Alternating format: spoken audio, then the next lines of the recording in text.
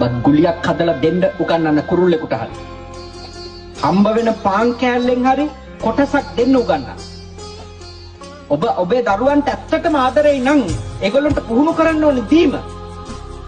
තියෙන කොපි පොත් ටික පැන්සල් ටිකෙන් එකක් හරි නැති ළමයෙකුට දෙන්න උගන්නන්න. දෙන ළමයා දෙන්න සෝදපු අත්‍යති ළමයා දැක්කම ප්‍රශංසා කරන්න. එයා අගය කරන්න.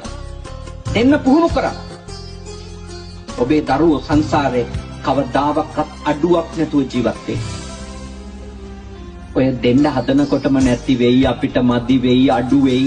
ඔහොම හිතලා බය වෙනව නේද? ඒගොල්ලන්ට ඉතින් අඩුම තමයි. එක්කව කරගෙන ගොඩ ගහගෙන ඉඳිද්දි දාන්නෙම නැහැ, ගම් වතුරක් හරි ඇවිල්ලා උස්සන් යනවා. මොකක්වත් ඉතුරු වෙන්නේ නැහැ. දීපු අරන් යන්න පුළුවන්. දීපු අරන් යන්න පුළුවන්. සාමාන්‍ය ඉගැන්වීම නම් රැස් කරපු අරන් යන්න පුළුවන් කියලා.